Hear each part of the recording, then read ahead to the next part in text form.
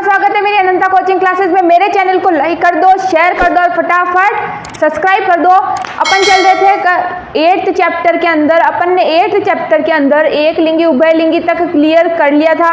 अगर उसमें कोई डाउट है तो मेरे को कमेंट में मैसेज कर दो या मेरी इंस्टा आईडी पे मैसेज कर दो कि मैम ये पॉइंट मेरे को नहीं समझ में आया। अपन वापस रिपीट कर लेंगे। लेकिन और दूसरा कि अपन एक लिंगी और उभयलिंगी कर चुके थे। अपन थोड़ा पढ़ रहे थे पुंकेसर के बारे में, पुंकेसर स्त्रीकेसर।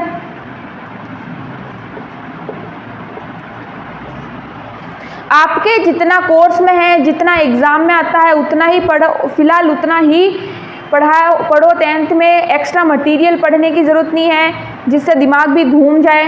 एक्स्ट्रा मटेरियल पढ़ने की ज़रूरत नहीं है। जितना आपके 10th के कोर्स में है, जितना बोर्ड के एग्ज़ाम में आता है, फिलहाल उस पर फोकस करो। एक्स्ट्रा चीज़ें मत पढ़ना, ठीक है। वो पढ़ने के लिए 10th के बाद टाइम है अपने पास। तो चलिए अपन शुरू करते हैं।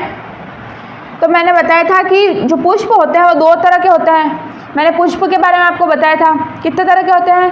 2 तरह के होते हैं। कितने तरह के होते हैं? 2 तरह के होते हैं। एक लिंगी पुष्प और उभयलिंगी पुष्प। एक लिंगी पुष्प और उभयलिंगी पुष्प।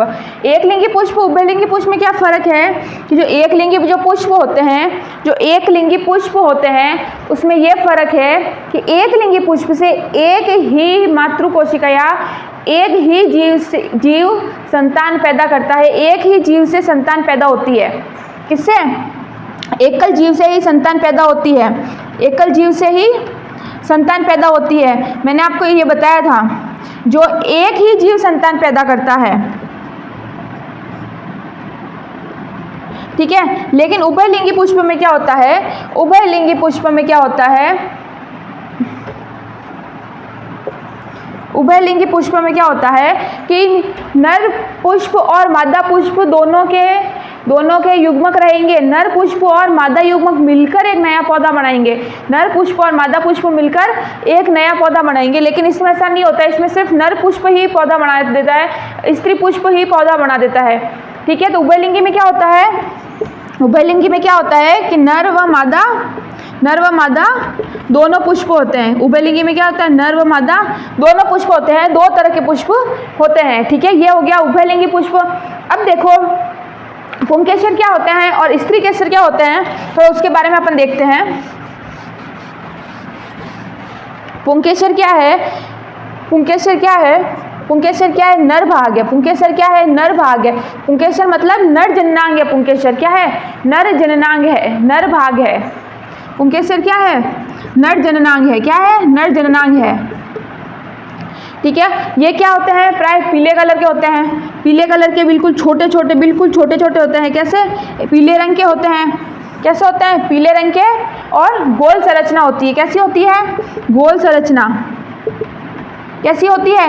गोल संरचना होती है इनकी। और ये कैसे होता है? पीले कलर के होते हैं। इनके अंदर ये पुंकेसर जो होते हैं वो कौन सा भाग है? नर भाग है। नर भाग कौन सा है? पुंकेसर या नर जननांग बोल दो, ठीक है। छोटे छोटे होंगे, बिल्कुल पीले कलर के होते हैं। इनकी स्ट्रक्चर कैसी होती है? गोल स्ट्रक्चर होती है। बिल्कुल छोटे और गोल होते हैं और पीले कलर के होते हैं, ठीक है।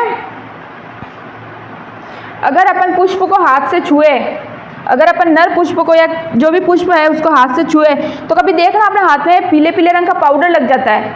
पीले पीले रंग का पाउडर लग जाता है तो वह क्या है? वह क्या है? पुंकेसर है। वह क्या है? वो पीले रंग का जो पाउडर है वो बिल्कुल इतनी छोटी गोल संरचना होती है कि अपन आंखों से तो क्लियर नहीं देख सकते, लेकिन अपने हाथ में पीले रंग का पाउडर लग जाता है। वही क्या है? पुंकेसर है। वही क्या है? पुंकेसर है। पुंकेसर में क्या होते हैं? परागकण प्रेजेंट होते हैं। क्या होते हैं? परागकण प्रेजेंट होते हैं। क्या होते हैं? परागकण। परागकण मतलब कि अपन जो मानव के अंदर अपन युग्मक बोलते हैं, मानव में क्या बोलते हैं? युग्मक बोलते हैं। पुष्प के अंदर क्या बोलेंगे? परागकण बोलेंगे। क्या बोलेंगे? परागकण बोलेंगे। क्या पुंकेसर क्या हो गया? नर जननांग हो गए। पुंकेसर के अंदर क्या प्रेजेंट रहते हैं? परागकण प्रेजेंट रहते हैं। यही परागकण क्या है? पुष्प के युग्मक है। यही परागकण क्या है? नर पुष्प के युग्मक है। अब थोड़ी स्त्रीकेसर की बात करें। स्त्रीकेसर देखो, स्त्रीकेसर कहाँ प्रेजेंट होता है? पुंकेसर के बारे में नोट कर लेना। पुंकेसर के बारे में नोट कर लेना। ये नर जननांग होते हैं। नर जननांग होते हैं। दूसरा ये पीले रंग के होते हैं। कैसे होते हैं? पीले रंग के होते हैं, गोल संरचना होती है, गोल संरचना होती है। इनके अंदर क्या प्रेजेंट रहता है? इनके अंदर परागकण प्रेजेंट रहते हैं। क्या प्रेजेंट रहते हैं?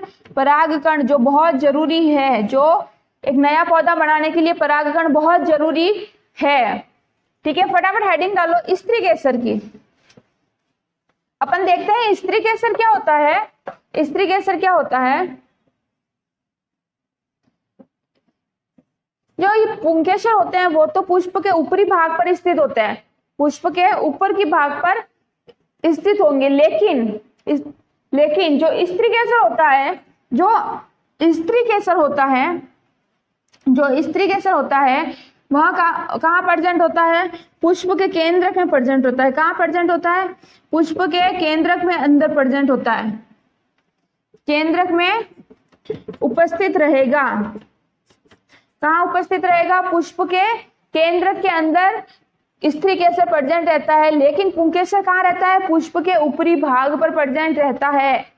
ठीक है, ये क्या होते हैं? मादा जननांग होते हैं। पुंकेसर नर जननांग है, तो स्त्री केसर क्या है? स्त्री केसर क्या है? मादा जननांग है। क्या है? मादा जननांग हो गया स्त्री केसर। ठीक है, नोट करते जाना पॉइंट कुछ। स्त्री केसर क्या होते हैं?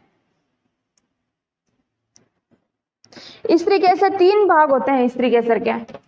ठीक है, 3 भाग होते हैं। कितने? स्त्री केसर के 3 भाग होते हैं।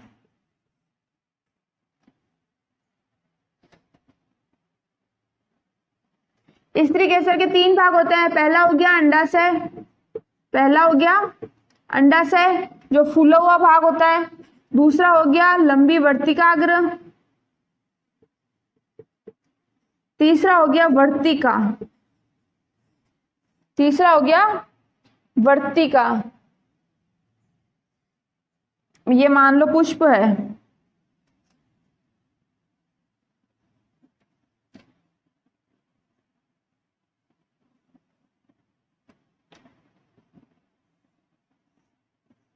यहाँ क्या प्रेजेंट रहेगा? स्त्री केसर प्रेजेंट रहेगा। यहाँ क्या प्रेजेंट रहेगा? पुंकेसर प्रेजेंट रहेगा। यहाँ क्या प्रेजेंट रहेगा? पुंकेसर। यहाँ पे रहता है पुंकेसर। यहाँ क्या रहता है? स्त्री केसर केंद्र के अंदर प्रेजेंट रहता है। किसके अंदर प्रेजेंट रहेगा? और दूसरा, यहाँ स्त्री केसर जो केंद्र में प्रेजेंट रहता है, स्त्री केसर के 3 भाग हैं। स्त्री केसर के भी 3 भाग है। स्त्री केसर के 3 भाग। ये जो बीच का फूला हुआ भाग आपको दिख रहा है स्त्री केसर का, ये वाला हिस्सा जो फूला हुआ भाग आपको दिख रहा है वो क्या हो जाएगा? अंडाशय हो जाएगा। क्या हो जाएगा? अंडाशय। अंडाशय की स्ट्रक्चर कैसी होती है? फूली हुई। कैसी होती है? फूली हुई। कैसी होती है? फूली हुई होती है। अंडाशय जो रहेगा ऐसे गोल गोलाई में रहेगा, थोड़ा फूला हुआ भाग रहेगा। अंडाशय कैसा रहेगा? फूला हुआ भाग रहेगा। बीच में जो होती है, ये बीच में जो होती है, ये दिख रही है ना आपको, ये होती है वर्तिका। ये क्या होती है? वर्तिका। ये बीच में जो एक नली जैसी संरचना दिख रही है आपको, ये भी क्या होती है? वर्तिका होती है। क्या होती है? वर्तिका होती है। और यहाँ पे जो प्रेजेंट रहता है ये वाला जो हिस्सा है वो क्या हो गया? वर्तिकाग्र। क्या हो गया? वर्तिकाग्र। ये वाला हिस्सा कौन सा हो गया? वर्तिकाग्र। तो यह सबसे ऊपर रहेगा पुंकेसर, सबसे नीचे है अपने स्त्री केसर। स्त्री केसर के 3 भाग हैं। पहला हो गया अंडाशय। ये जो फूला हुआ भाग आपको दिख रहा है ये कौन सा भाग हो गया? अंडाशय हो गया। और ये जो अंडाशय के जस्ट ऊपर बीच वाली जो नली जैसी संरचना आपको दिख रही है, नली जैसी संरचना आपको दिख रही है, वो क्या हो गई? वर्तिका हो गई। क्या हो गई? वर्तिका हो गई। वर्तिका के ऊपर क्या प्रेजेंट रहता है? वर्तिकाग्र प्रेजेंट रहता है। क्या प्रेजेंट? यहाँ शीर्ष के ऊपर क्या प्रेजेंट रहेगा? वर्तिकाग्र। ठीक है, और अंडाशय के अंदर देखो, पुंकेसर के अंदर तो क्या प्रेजेंट रहते हैं? परागकण प्रेजेंट रहता है, लेकिन अंडाशय के अंदर क्या प्रेजेंट रहेंगे? बीजांड प्रेजेंट रहेंगे। क्या प्रेजेंट रहेंगे? अंडाशय के अंदर क्या प्रेजेंट रहते हैं? बीजांड। बीजांड ये क्या है? जैसे मानव में युग्मक होते हैं वैसे स्त्री केसर में क्या होते हैं? बीजांड होते हैं। पुंकेसर में क्या होते हैं? परागकण युग्मक होते हैं। ये बीजांड क्या है? युग्मक है। तो प्रत्येक बीजांड के अंदर क्या होती है? एक अंड कोशिका होती है। क्या होती है? प्रत्येक बीजांड में एक अंड कोशिका प्रेजेंट रहेगी। प्रत्येक बीजांड के अंदर अंड कोशिका उपस्थित रहती है। ठीक है, देखो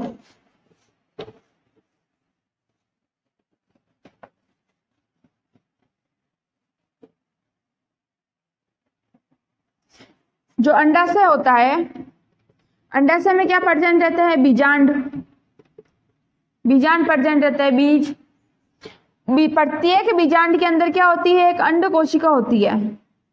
प्रत्येक बीजांड में एक अंड कोशिका होती है। अंड कोशिका स्त्री केसर की क्या है? युग्मक है। क्या है? युग्मक है।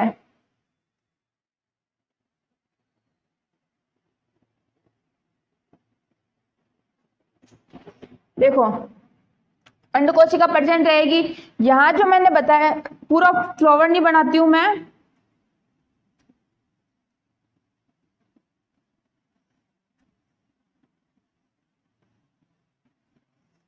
ये मान लो फूल की स्ट्रक्चर है, ये मान लो फूल की स्ट्रक्चर है, ठीक है। यहाँ क्या प्रेजेंट रहेगा? बीजांड प्रेजेंट रहेगा। यहाँ पे क्या प्रेजेंट रहेगा? बीजांड प्रेजेंट रहेगा। क्या प्रेजेंट रहेगा? बीजांड, ठीक है। ये बीजांड है। यहाँ क्या प्रेजेंट है? बीजांड। अब यहाँ क्या प्रेजेंट रहते हैं? परागकण। यहाँ जो पुंकेसर वाला भाग है, यहाँ क्या प्रेजेंट रहते हैं? परागकण। परागकण क्यों? ये भाग कौन सा है? पुंकेसर। ये भाग कौन सा है? पुंकेसर। ये भाग कौन सा है? स्त्री केसर।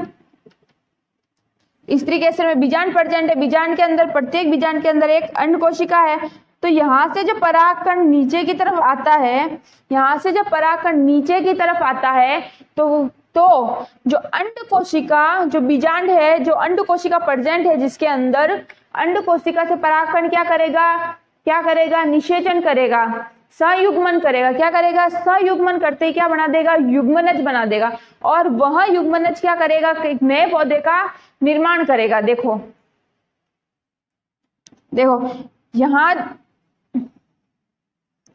यहाँ जो वर्तिका प्रेजेंट है, यहाँ वर्तिका से होते हुए परागकण क्या आएंगे? अंदर आएंगे। किसके अंदर? अंडाशय के अंदर, बीजांड के अंदर। बीजांड के अंदर क्या प्रेजेंट है? अंड कोशिका प्रेजेंट है। क्या प्रेजेंट है?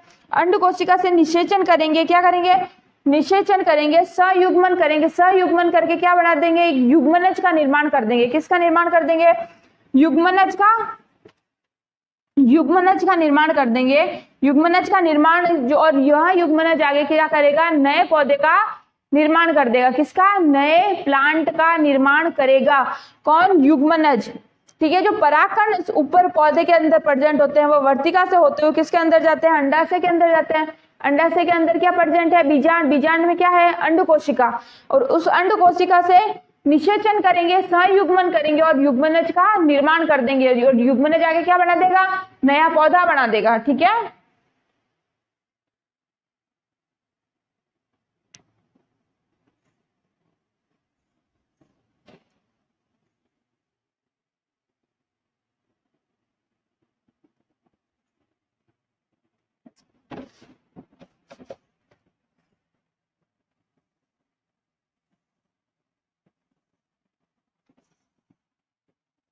ये स्ट्रक्चर कुछ इस तरह की अभी मैं बना रही हूँ। ये देखो, ये तो क्या हो गई? अपनी वर्तिका हो गई। ये तो क्या हो गई? अपनी वर्तिका। ये कौन सा भाग हो गया? अपना अंडाशय। ये अपना कौन सा भाग हो गया? अंडाशय हो गया। ये वर्तिकाग्र। वर्तिकाग्र पर क्या प्रेजेंट रहते हैं? परागकण। वर्तिकाग्र पर क्या प्रेजेंट रहता है? परागकण। के पुष्प का भाग यहीं से निकला रहता है। तो यहाँ पर क्या प्रेजेंट रहेंगे? यहाँ पर क्या प्रेजेंट रहेंगे? यहाँ पर रहेंगे परागकण प्रेजेंट रहते हैं, ठीक है। यहाँ पर क्या रहता है? परागकण प्रेजेंट रहता है। परागकण प्रेजेंट रहता है। अब देखो जो निषेचन हो रहा है, जो पराग, अब हेडिंग डालना परागण, हेडिंग डालना परागण। परागण क्या होता है? परागण क्या होता है कि परागकणों का अंडाशय तक पहुंचकर संयुग्मन करना या निषेचन करना क्या कहलाता है? परागण कहलाता है। क्या कहलाता है? परागण कहलाता है। मतलब परागकणों का अंडाशय के अंड कोशिका तक पहुंचकर उसके युग्मनज का निर्माण करता है। युग्मनज का निर्माण करके क्या करेगा? एक नया पौधा बना लेगा। नया पौधा बनाते ही किसका निर्माण होगा? नए पौधे का निर्माण हुआ तो वह कौन सी प्रक्रिया कहलाएगी? परागण कहलाएगी। तो हेडिंग डालना परागण। परागण दो तरह की होती है। जो परागण प्रक्रिया होती है वो कितने तरह की होती है? 2 तरह की होती है। कितने तरह की? 2 तरह की। देखो पहला लिखना स्वपरागण, पहला लिखना स्वपरागण, दूसरा लिखना परपरागण, दूसरा लिखना परपरागण। स्वपरागण क्या होता है, परपरागण क्या होता है? स्वपरागण जिसके अंदर पौधे उसी पौधे के परागकण उसी पौधे की बीजांड से जाके निषेचन करते हैं। मतलब कि इस पौधे के जो परागकण है, इस पौधे के जो परागकण है इसी पौधे के अंदर, इसी पौधे की बीजांड से, इसी पौधे के बीजांड से जाके क्या करे, निषेचन करे, युग्म कोशिका से क्या करे, जाके निषेचन करे। मतलब इसी पौधे के परागकण इसी पौधे के अंड कोशिका से जाके निषेचन कर रहा है और एक नया पौधा बना रहा है, तो वह परागकण कौन सा कहला गया? स्वपरागण। मतलब उसी पौधे के परागकण उसी पौधे की अंड कोशिका, उसी पौधे के परागकण और उसी पौधे की अंड कोशिका, वह परागकण क्या कौन सा कहलाया? स्वपरागण। वह परागकण कौन सा कहलाया? स्वपरागण। ठीक है, अब परपरागण की बात करें, परपरागण की बात करें,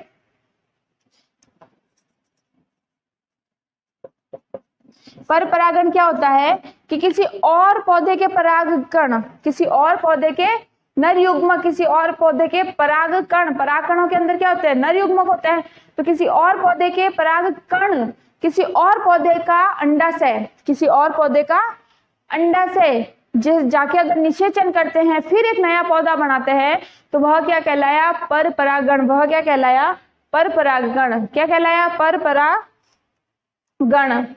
मतलब कि ये पौधा मान लो ये किसी और का पौधा, ये एक और कोई दूसरा पौधा है, ये कोई एक दूसरा पौधा है, ठीक है, ये कोई दूसरा पौधा है, यहाँ अंडाशय है, यहाँ अंडाशय है, तो यहाँ इस पौधे के परागकण यहाँ आके अंडाशय से निषेचन करते हैं। इस पौधे के परागकण इस अंड कोशिका से, अंडाशय के अंदर क्या है? बीजांड प्रेजेंट है, अंड कोशिका के अंदर क्या है? बीजांड प्रेजेंट है, और बीजांड के अंदर क्या है? बीजांड के अंदर क्या प्रेजेंट है? अंड कोशिका। बीजांड के अंदर क्या प्रेजेंट है? अंड कोशिका प्रेजेंट है। तो इस पौधे के परागकण इस पौधे की दूसरे वाले पौधे के अंडाशय या अंड कोशिका से जाके क्या करे? युग्मन करे। क्या करे? युग्मन करे, सयुग्मन करे या फिर निषेचन करे और फिर एक नए पौधे का निर्माण करते हैं। तो वह कौन सा कहलाया? परपरागण कहलाया। वह कौन सा कहलाएगा? परपरागण कहलाएगा। ठीक है, नोट करना, स्वपरागण। स्वपरागण क्या होता है? स्वपरागण क्या होता है?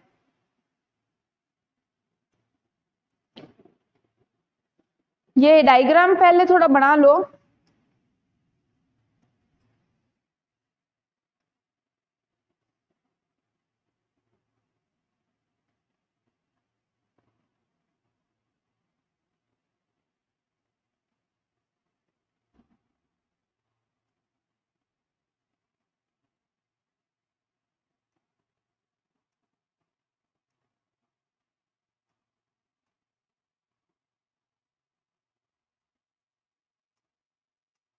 हेडिंग डालना परपरागण, हेडिंग डाल दो फटाफट फटाफट, हेडिंग डालो परपरागण व स्वपरागण। परपरागण व स्वपरागण।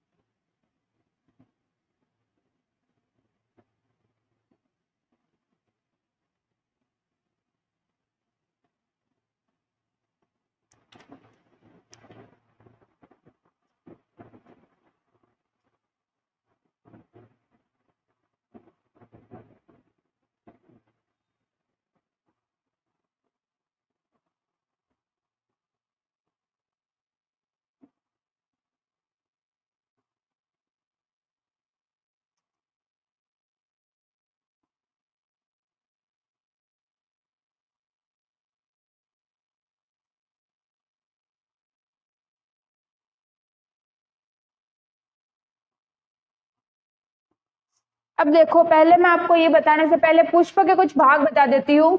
तो हेडिंग डालना, हेडिंग डालना पुष्प के भाग, पुष्प के भाग व कार्य, पुष्प के भाग व कार्य। देखो पहले अपन थोड़ा पुष्प के बारे में देख लेते हैं। पुष्प के जो पार्ट होते हैं वह कौन कौन से होते हैं? स्त्रीकेसर, ये पुंकेसर, ये तो मेन पार्ट हो गए, ये तो क्या हो गए? मेन पार्ट हो गए। इसके अलावा पहले उस थोड़े छोटे छोटे जो भाग है उसके बारे में देखते हैं। पहला लिखो बाह्य दल, पहला लिखो बाह्य दल, पहला लिखो बाह्य दल। जो पुष्प के आसपास की जो पत्तियां होती है वो छोटी छोटी फैली रहती है, जो पुष्प को ढके रखती है, जो स्त्रीकेसर को ढके रखती है, पुंकेसर को ढक के रखती है, वह कौन से हो गए? बाह्य दल हो गए। कौन से हो गए? पुष्प का सबसे बाहरी और स्थित होते हैं। ये क्या होते हैं? पुष्प के कहाँ होते हैं? पुष्प के सबसे बाहरी और स्थित होते हैं। कहाँ स्थित होते हैं? सबसे बाहरी और उपस्थित रहते हैं। बाह्य दल कहाँ प्रेजेंट रहते हैं? सबसे बाहर की तरफ पुष्प के। और यहाँ क्या करते हैं? पुष्प अंगों का निर्माण करते हैं। किसमें? कलिका अवस्था में। कलिका अवस्था में पुष्पीय अंगों का निर्माण करते हैं। पुष्पीय अंगों का निर्माण करते हैं। किसका निर्माण करते हैं? पुष्पों के भागों का निर्माण करने में सहायता करते हैं।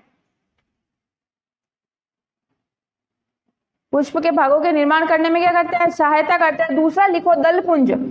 दूसरा लिखो दलपुंज। जो बाह्य जो दल होता है, जो बाह्य दल होता है उसके थोड़ा सा अंदर की तरफ प्रेजेंट रहते हैं। कौन से? दलपुंज रहते हैं। कौन से? बाह्य दल के थोड़े से अंदर की तरफ कौन प्रेजेंट रहेगा? कौन प्रेजेंट रहेगा? दलपुंज। ये कैसे होते हैं? विभिन्न कलर के हो सकते हैं, अलग अलग कलर के हो सकते हैं, विभिन्न रंगों के हो सकते हैं, अलग अलग कलर के हो सकते हैं। पुंकेश और जो परागण की क्रिया होती है, जब परागण की क्रिया होती है मतलब कि दूसरे पुष्प के पराग कण दूसरे पुष्प के अंडाशय तक आते हैं हवा में उड़ के या किसी भी सहायता से, कीटों द्वारा, किसी के द्वारा, तो ये क्या करते हैं? कीटों को आकर्षित करते हैं। क्या करते हैं? कीटों को अट्रैक्ट करते हैं। कौन? दलपुंज क्या करेगा? कीटों को अट्रैक्ट करेगा। कीटों के पैरों के अंदर परागकण चिपके रहते हैं। क्यों? कीट क्या होते हैं? पौधे के ऊपर चिपके रहते हैं, पौधे के ऊपर बैठते हैं। तो जैसे पौधे के ऊपर बैठते हैं तो उनके पैरों में क्या चिपक जाते हैं? परागकण चिपक जाते हैं, नर युग्मक। परागकण के अंदर क्या प्रेजेंट होंगे? 2 नर युग्मक प्रेजेंट रहते हैं। तो परागकण उसके कीटों के पैरों में चिपक जाते हैं। तो ये बाह्य दलपुंज क्या करते हैं? दलपुंज क्या करते हैं? कीटों को अपनी तरफ अट्रैक्ट करते हैं, अपनी तरफ आकर्षित करते हैं। आकर्षित करेंगे तभी वो दूसरे पौधे के ऊपर जाके बैठेंगे, तब जाके परागकण दूसरे पौधे के परागकण दूसरे पौधे के अंडाशय तक पहुंचेगा। तो दलपुंज का काम क्या हो गया? कीटों को आकर्षित करना। क्या करना? कीटों को आकर्षित करना। दलपुंज का क्या काम है? कीटों को आकर्षित करना। तीसरा भाग पुंकेसर, जो मैंने बता दिया नर भाग है। पुंकेसर क्या करता है? पुंकेसर क्या करेगा? परागकणों का निर्माण करेगा। पुंकेसर क्या करता है? परागकण का निर्माण करता है। क्यों? परागकण के अंदर क्या प्रेजेंट होता है? नर युग्मक प्रेजेंट होते हैं। परागकण के अंदर क्या प्रेजेंट रहेंगे? नर युग्मक। पुंकेसर क्या करता है? परागकणों का निर्माण करता है। परागकणों का निर्माण करता है। और ये क्या है? नर भाग है। क्या भाग है? नर भाग है। दूसरा लिखो स्त्रीकेसर, मैंने बता दिया है इसलिए एक ही लाइन में लिखवा रही हूँ। स्त्रीकेसर क्या है? मादा भाग है। क्या है? मादा भाग है। और ये क्या करती है? यह क्या करती है? अंडकों का निर्माण करती है। अंडक क्या है? नर युग्मक है। अंडकों का निर्माण करती है। अंडकों का क्या करती है? निर्माण करती है। फटाफट नोट करो।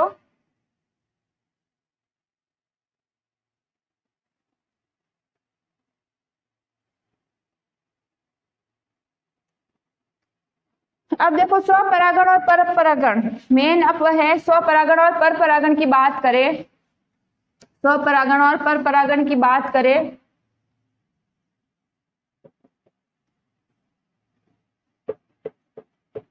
परपरागण की बात करें तो स्वपरागण क्या होता है?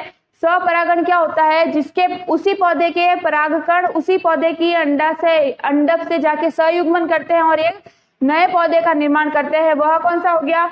स्वपरागण, पर परागण मतलब किसी और पौधे के परागकण और किसी और पौधे की अंडाशय या अंडप वाहिना जो भी है अंडप, उससे जाके निषेचन करना क्या होगा और एक नए पौधे का निर्माण करना क्या हो गया, पर परागण हो गया। क्या हो गया, पर परागण हो गया।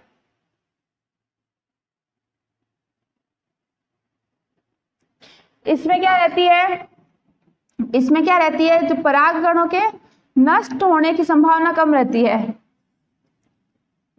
परागकणों के नष्ट होने की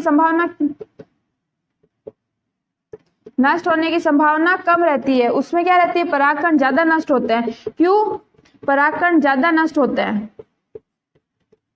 क्यों, क्योंकि जो परागकण इसमें तो क्या रहता है, उसी पौधे की वर्तिकाग्र से परागकण जा रहे हैं अंदर, तो नष्ट तो होंगे ही नहीं। लेकिन पर परागण में क्या होता है कि जो परागकण हवा से उड़ के आते हैं या कीटों द्वारा आते हैं, किसी के भी द्वारा आते हैं, तो जमीन पे गिर जाते हैं, आधे हवा द्वारा दूसरी जगह उड़ जाते हैं, फैल जाते हैं, तो नष्ट ज्यादा होते हैं। कीटों द्वारा आएंगे तो पैरों में चिपके रहेंगे तो कुछ गिरेंगे भी, हवा द्वारा आते हैं उड़ के तो दूसरी जगह भी उड़ के जाएंगे। तो पर परागण में परागकण क्या होते हैं, ज्यादा नष्ट होते हैं, ज्यादा नष्ट होते हैं।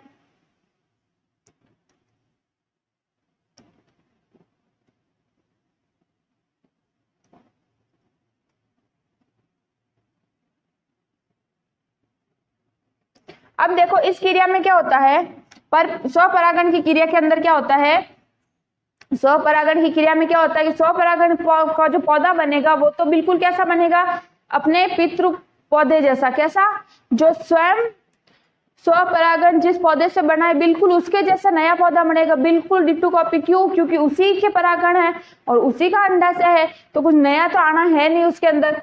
लेकिन पर परागण में क्या होता है, विभिन्नताएं ज्यादा होती है, इसमें विभिन्नताएं कम होती है। इसमें जो नया पौधा बनेगा वो किसके जैसा बनेगा, बिल्कुल अपने पुराने पौधे की तरह। लेकिन इसमें जो विभिन्नताएं कम होती है, इसमें विभिन्नताएं क्या होती है, ज्यादा होती है। क्यों, परागकण किसी और के अंडाशय का अंडप किसी और के, जो दो अलग अलग पौधों का मिलकर एक नया पौधा बन रहा है, दो अलग पौधों में सहयुग्मन हो रहा है और एक नया पौधा बन रहा है, तो इस पौधे के भी थोड़े लक्षण आएंगे, इस पौधे के भी थोड़े लक्षण आएंगे, तो विभिन्नताएं आएगी। तो इस पर परागण में विभिन्नताएं क्या रहती है, ज्यादा रहती है। क्या रहती है, विभिन्नताएं ज्यादा रहती है। अब हेडिंग डालो मानव में लैंगिक जनन। अब अपन मानव में लैंगिक जनन की बात करते हैं। हेडिंग डालो मानव में लैंगिक जनन। मानव में लैंगिक जनन,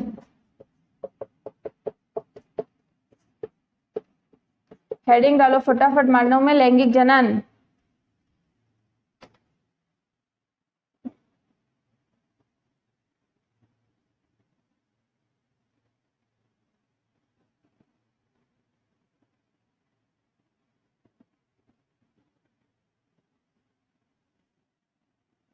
मानव में लैंगिक जनन में क्या होता है, कभी आपने देखा होगा कि छोटे बच्चे होते हैं, जो छोटे बच्चे बड़े होते हैं उस टाइम उनकी लंबाई भी बढ़ती है। मानव में कितने चेंज आते हैं, लंबाई बढ़ती है, दूध के दांत होते हैं वो गिर जाते हैं, स्थायी नए दांत आते हैं जो लाइफ टाइम स्थायी रहते हैं। तो ये क्या होता है, लंबाई बढ़ जाती है, भार बढ़ जाता है। तो कुछ ऐसे लक्षण भी, नए नए लक्षण लैंगिक जनन में पैदा होते हैं। किसमें, अलैंगिक जनन में तो क्या है, सेम टू सेम वही पौधा बनेगा, सेम टू सेम वही जीव बनेगा। लेकिन लैंगिक जनन में नया चेंज आता है। लैंगिक जनन में लंबाई अलग होती है, भार अलग होता है। जरूरी है कि बाप इतना लंबा है तो बेटा भी उतना ही लंबा रहेगा, बिल्कुल नहीं रहेगा। जरूरी नहीं है कि माँ गोरी है तो बेटी भी गोरी रहे, कोई जरूरी नहीं है, ठीक है। तो लैंगिक जनन में क्या होता है, नए लक्षणों का उत्पन्न होना, नए लक्षण उत्पन्न होते हैं, लंबाई हो गई, भार हो गया, ठीक है। अब देखो पहला लिखो नर जनन तंत्र।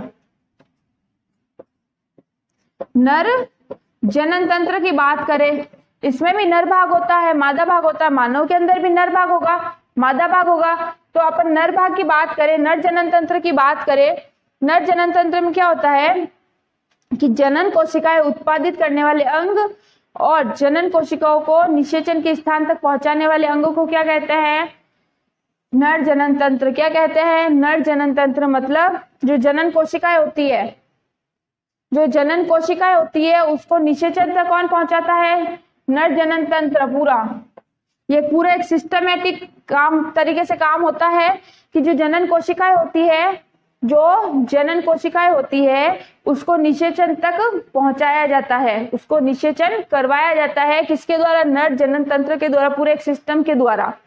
ठीक है, नर जनन तंत्र के अंग कौन कौन से हैं? नर जनन तंत्र के अंग कौन कौन से हैं? पहला है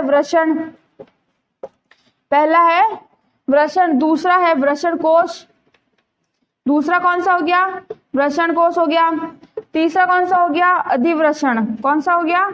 अधिवृषण। चौथा कौन सा हो गया? शुक्राशय। चौथा कौन सा हो गया? शुक्राशय। पांचवा हो गया शुक्रवाहिनी। पांचवा हो गया शुक्रवाहिनी। और छठा हो गया शिशन। ठीक है, ये 6 भाग है नर जनन तंत्र के, 6 भाग है नर जनन तंत्र के। पहला हो गया वृषण, दूसरा हो गया वृषण कोश, तीसरा हो गया अधिवृषण, चौथा हो गया शुक्राशय, पांचवा कौन सा हो गया? शुक्रवाहिनी और छठा शिशन। ठीक है, तो ये पूरा एक सिस्टम की तरह काम करते हैं। जो नर जनन कोशिकाएं होती है उसको निषेचन तक पहुंचाया जाता है, उसके बाद एक नए मानव का निर्माण होता है। ठीक है, पहला हेडिंग डालो वृषण।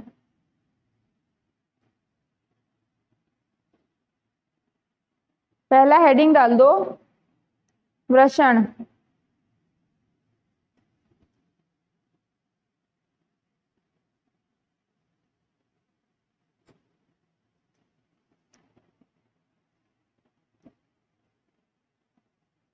वृषण कहाँ प्रेजेंट रहता है? नर भाग है तो बिल्कुल पुरुष में प्रेजेंट रहेगा।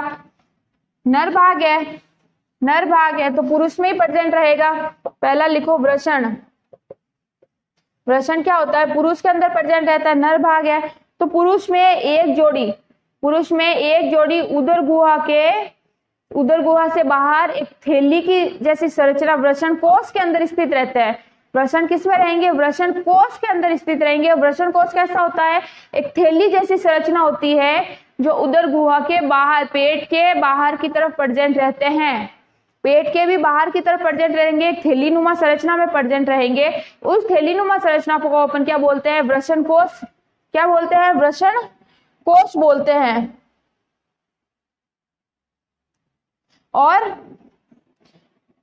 और इसके अंदर क्या होती है? पतली नलिकाएं होती है इसके अंदर। वृषण के अंदर क्या प्रेजेंट रहता है? वृषण के अंदर क्या प्रेजेंट रहता है? पतली नलिकाएं प्रेजेंट रहती है। वृषण के अंदर वृषण 2 होते हैं, प्रत्येक वृषण के अंदर क्या रहेगी? पतली छोटी नलिकाएं का झाल, नलिकाएं प्रेजेंट रहती है छोटी छोटी।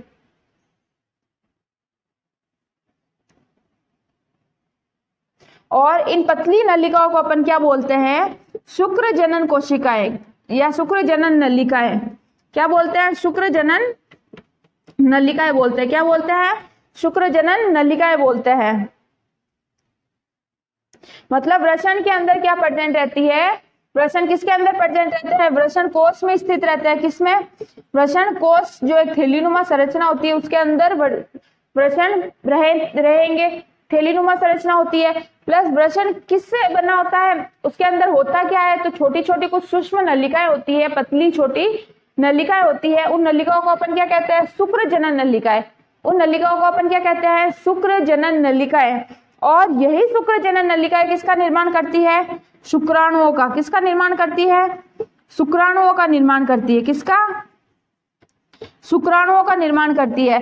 ये जो शुक्र जनन नलिकाएं होती है वही शुक्राणुओं का निर्माण करती है। बिल्कुल वृषण प्रत्येक वृषण के अंदर प्रेजेंट होती है। और वृषण किसके अंदर रहते हैं? वृषण कोश में स्थित रहेंगे। किसमें? वृषण कोश के अंदर, जो एक थैली जैसी संरचना होती है। ठीक है, नोट्स लिखने की अभी ट्राई मत करो, अभी जितना हो सके समझो। नोट्स मैं अवेलेबल करवा दूंगी, नोट्स मेरे पास अवेलेबल है, आप मेरे को मैसेज कर देना, नोट्स मिल जाएंगे।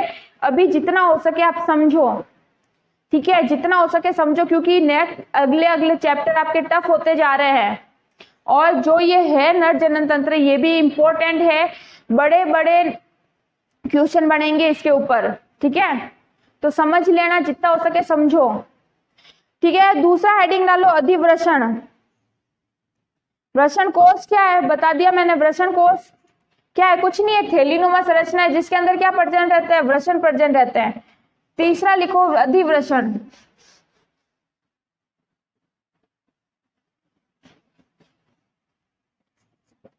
अधिवृषण क्या होता है?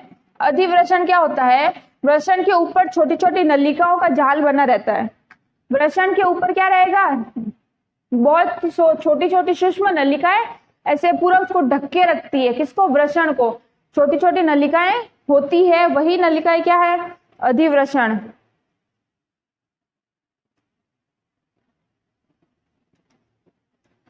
मतलब जो अधिवृषण होगा वो बिल्कुल छोटी छोटी नलिकाओं से वृषण को क्या रहता है? घेरे रखता है। ऐसे सूक्ष्म छोटी छोटी नलिकाएं होती है और शुक्राणु इस नलिका वृषण से इसी नलिकाओं में आते हैं। वृषण से अधिवृषण के अंदर जो नलिकाएं प्रेजेंट होती है, तो जो शुक्राणु होते हैं वह यहां से होते हुए इसी नलिकाओं के अंदर आते हैं, इन्हीं नलिकाओं के अंदर आते हैं। चौथा लिखो शुक्रवाहिनी। चौथा लिखो शुक्रवाहिनी।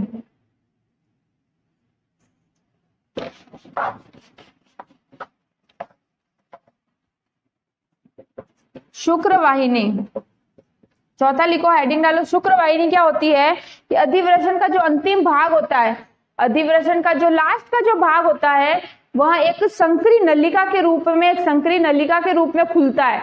जो अधिवृषण का भाग रहेगा वो एक पतली नली के रूप में खुलेगा। उस पतली नली को ही अपन क्या बोलते हैं? शुक्रवाहिनी। क्या बोलते हैं? शुक्रवाहिनी। दोनों ओर की शुक्रवाहिनियां, दो वृषण है, दो वृषण है तो दो शुक्रवाहिनियां रहेगी, तो दोनों ओर की शुक्रवाहिनियां उदर गुहा के शुक्राशय में प्रवेश करती है। ये जो दो वृषण दो है तो शुक्रवाहिनियां कितनी रहेगी? दो रहेगी। तो अधिवृषण से जुड़ी रहती है। अधिवृषण आगे क्या? एक संकरी नलिका के रूप में चेंज हो जाता है आगे जाके, तो वही क्या है? शुक्रवाहिनी हो गई। अब शुक्रवाहिनी क्या करती है? किसमें खुलती है? शुक्राशय में खुलती है। किसमें खुलती है? शुक्राशय के अंदर खुलती है शुक्रवाहिनी। किसके अंदर? शुक्राशय के अंदर खुलती है। ठीक है, अब शुक्र हेडिंग डालना। शुक्राशय क्या होता है? शुक्राशय क्या होता है?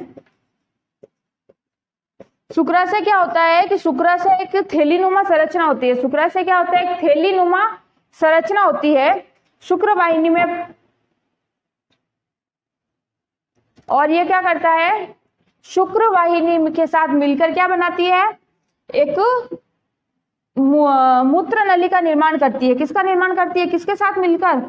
शुक्रवाहिनी के साथ मिलकर। किसके साथ?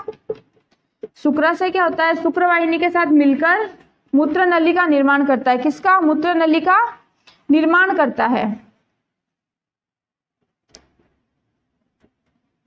शुक्राशय मेन देखो, शुक्राशय का काम है, शुक्राशय में क्या प्रेजेंट रहते हैं? शुक्राणु उपस्थित रहते हैं। जो वृषण के अंदर जो शुक्राणु बनते हैं वह अधिवृषण से होते हुए, अधिवृषण में छोटी छोटी सूक्ष्म नलिकाएं होती है, उन सूक्ष्म नलिकाओं से होते हुए शुक्राणु कहाँ जाते हैं? शुक्राशय के अंदर जाते हैं। शुक्राशय के अंदर इकट्ठे रहते हैं, एकत्रित रहते हैं। किसके अंदर? एकत्रित रहते हैं। और शुक्राशय के अंदर एकत्रित इसलिए रहते हैं क्योंकि इसको यहाँ से क्या मिलता है? पोषण मिलता है। शुक्राणुओं को यहाँ से क्या मिलता है? पोषण मिलता है। पोषक पदार्थ शुक्राणुओं को प्रेजेंट होते हैं ताकि ये जीवित रह सके, सुरक्षित रह सके। ठीक है, और इन जो शुक्राणु होते हैं, इन तरल शुक्राणुओं को क्या कहा जाता है? वीर्य। क्या कहा जाता है? वीर्य कहा जाता है। शुक्राणु के तरल भाग को ही वीर्य कहा जाता है। ठीक है, अब देखो मूत्रमार्ग। हेडिंग डालो, हेडिंग डालो मूत्रमार्ग। ये क्या होता है? एक संकरी नली होती है, एक संकरी नली होती है, एक संकरी भाग होता है मूत्रमार्ग, जिसे क्या कहते हैं? स्खलन नलिका भी कहते हैं। मूत्रमार्ग का दूसरा नाम क्या है? स्खलन नलिका। क्या नाम है? स्खलन नलिका नाम है। यह क्या होती है? संकरे मार्ग में खुलती है। मूत्र मार्ग जो होता है वो किसमें खुलता है? एक संकरी भाग में खुलता है। किसमें? आगे जाकर किसमें खुलता है? एक संकरी भाग में खुल जाता है। ठीक है, इसको स्खलन नलिका भी बोला जाता है, ध्यान रखना ये चीज। और यह आगे जाकर जो संकरी भाग है वो किसमें खुलता है? आगे जाकर शीशन में खुलता है। और शीशन बाहर शीशन किसके बाहर खुलता है? जो शुक्राशय मूत्र मार्ग रहेगा वो उसका एक छोटी नलिका संकरी नलिका के रूप में चेंज हो जाएगा। वह संकरी नलिका शीशन में खुलती है और शीशन क्या है? एक छोटा छिद्रनुमा संरचना होती है। क्या होती है? छोटी छिद्रनुमा संरचना होती है। क्या होती है? छिद्रनुमा संरचना होती है जो शरीर के बाहर खुलती है, जो शरीर के बाहर खुलती है।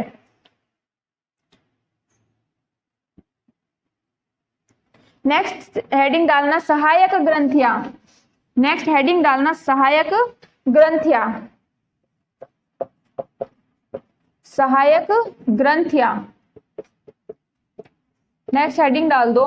सहायक ग्रंथियां क्या होती है? सहायक ग्रंथियां क्या होती है? जो पुरुषों में जो प्रोस्टेट है, प्रोस्टेट ग्रंथि हो गई, जो अंग होते हैं उनके अंदर कुछ ग्रंथियां प्रेजेंट होती है। प्रोस्टेट ग्रंथि, काउपर्स ग्रंथि, पीनियल ग्रंथियां,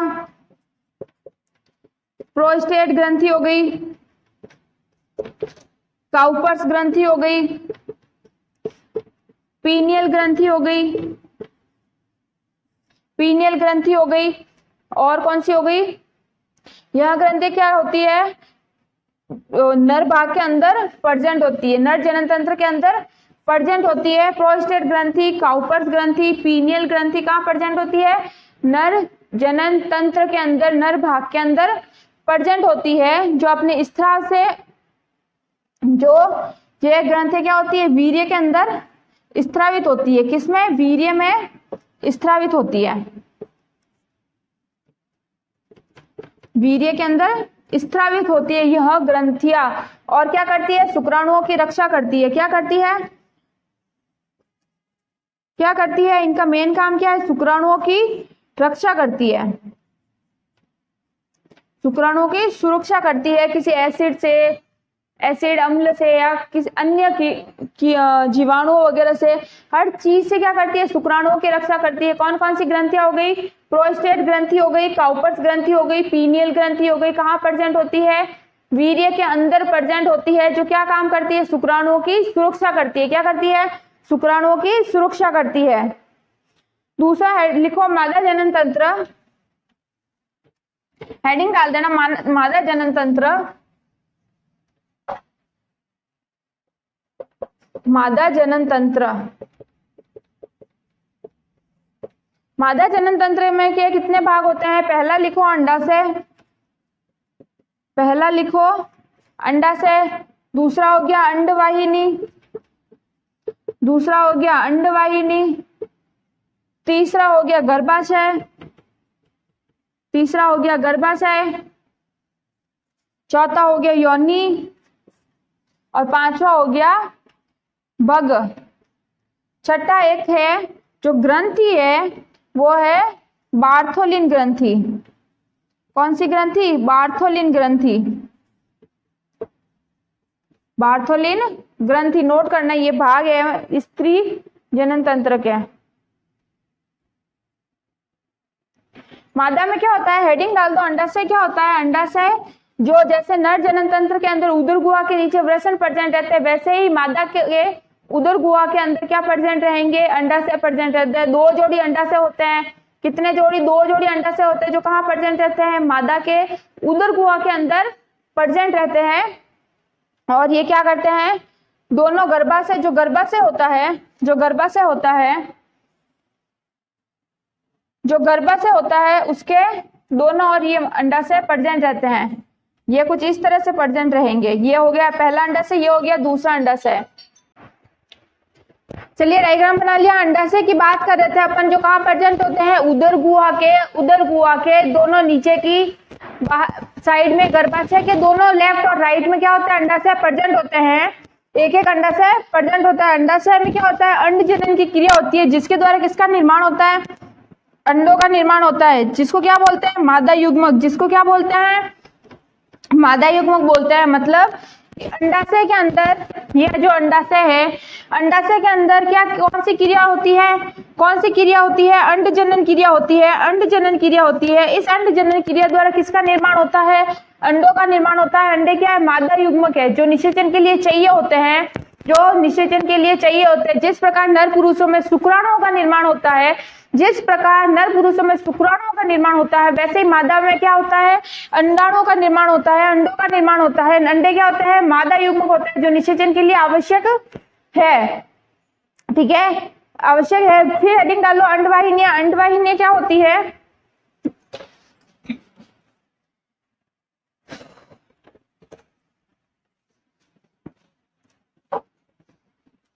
अंडवाहिनियां क्या होती है,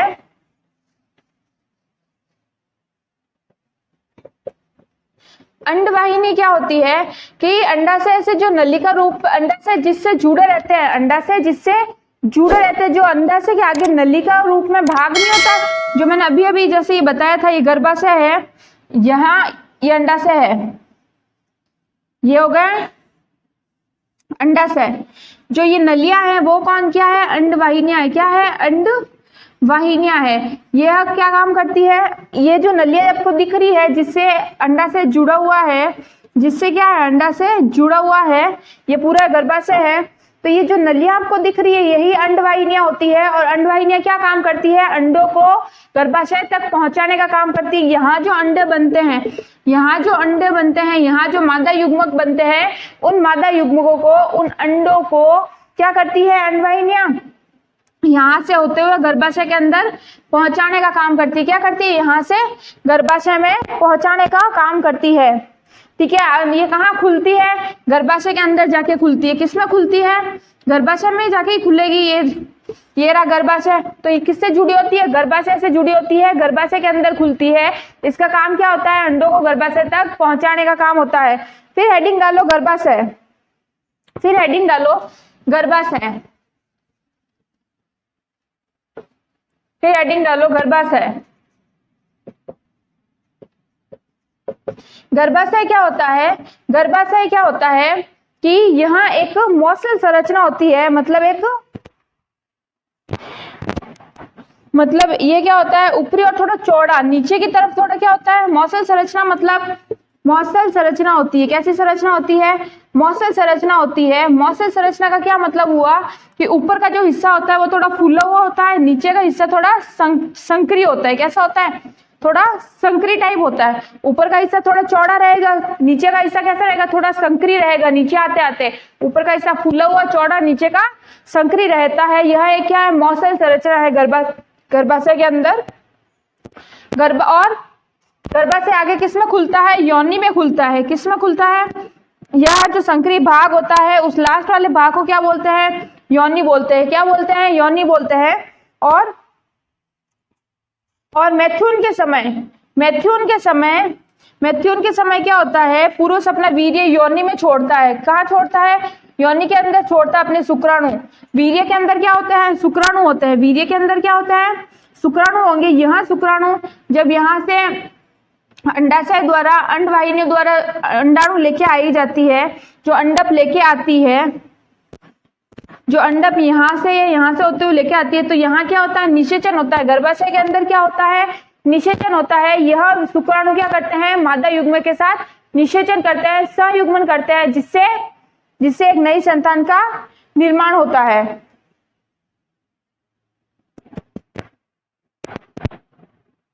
ठीक है, समझ में आ गई ये चीज। जो शुक्राणु होते हैं वो योनि द्वारा अंदर छोड़ दिए जाते हैं, और जो वीर्य होता है उसके अंदर प्रजनन शुक्राणु होते हैं। यहाँ से अंडवाहिनियों द्वारा अंडाणु का गर्भाशय में लाया जाता है। यहाँ इनका निषेचन होता है। यहाँ क्या होता है, निषेचन होता है। योनि क्या होती है, नेक्स्ट हेडिंग लिखो भग। नेक्स्ट हेडिंग डालना भग। चौथा लिखो भग। भग क्या होता है कि जो योनि होती है वह छिद्रनुमा बाहर की ओर खुलती है, शरीर से बाहर की ओर खुलती है। योनि छिद्रनुमा शरीर से बाहर की ओर खुलती है। उसी भाग को क्या कहा जाता है, भग कहा जाता है। उसी भाग को क्या कहते हैं, भग। ठीक है, नेक्स्ट लिखना एक ग्रंथि होती है, बार्थोलिन ग्रंथि। बार्थोलिन ग्रंथि,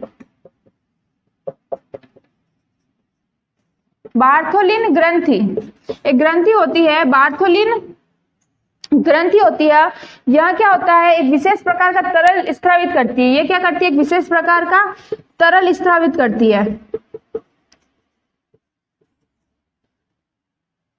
यह क्या करती है, बार्थोलिन ग्रंथि क्या करती है, एक तरल लिक्विड छोड़ती है, एक प्रकार का तरल पदार्थ छोड़ती है जो मैथ्यून के समय काम आता है। मैथ्यून में क्या करता है, सरलता से मैथ्यून हो जाता है। मैथ्यून सरलता से होने के लिए, उसमें सहायता करने के लिए बार्थोलिन ग्रंथि द्वारा एक तरल पदार्थ स्रावित किया जाता है। किसके लिए, मैथ्यून को सुगम बनाने के लिए, ठीक है, जो ताकि क्या कर, और ये तरल पदार्थ क्या करता है, यह तरल पदार्थ क्या करता है, इसके द्वारा छोड़ा गया तरल पदार्थ क्या करता है, शुक्राणुओं की सुरक्षा भी करता है, शुक्राणुओं की क्या करता है, रक्षा भी करता है, ठीक है।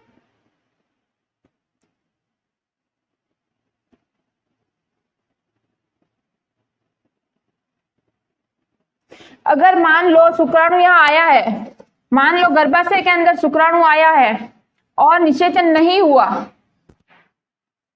या फिर मान लो जो निषेचन नहीं हुआ, गर्भाशय के अंदर जो अंडप बन रहे हैं, या जो अंडप बन रहे हैं और निषेचन नहीं होता है, मान लो निषेचन नहीं होता है, तो उस अवस्था में क्या होता है, जो अंडाणु होते हैं वो एक दिन जीवित रहते हैं। कितने, एक दिन जीवित रहते हैं, और एक दिन जीवित रहने के बाद वो क्या हो जाएंगे, नष्ट हो जाएंगे, और नए अंडाणुओं का निर्माण होगा। अगले दिन नए अंडाणुओं का निर्माण होता है। तो ऐसे 24 घंटे अंडाणु जिंदा रहते हैं, ठीक है।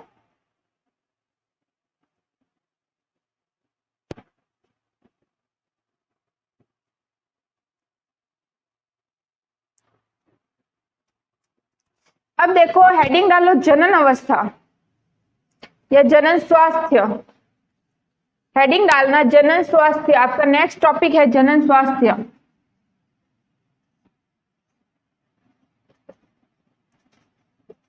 हेडिंग डालो फटाफट जनन स्वास्थ्य।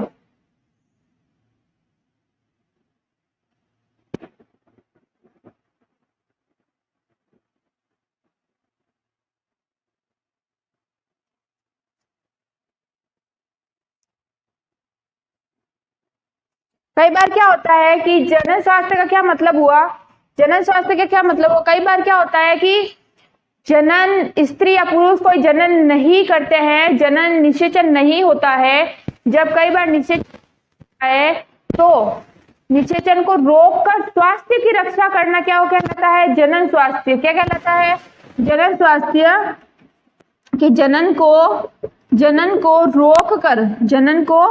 रोककर अपने स्वास्थ्य की रक्षा करना, मतलब स्वास्थ्य की रक्षा भी होनी चाहिए, स्वास्थ्य भी खराब नहीं होना चाहिए और जनन भी नहीं होना चाहिए, तो वह क्या कहलाता है, जनन स्वास्थ्य।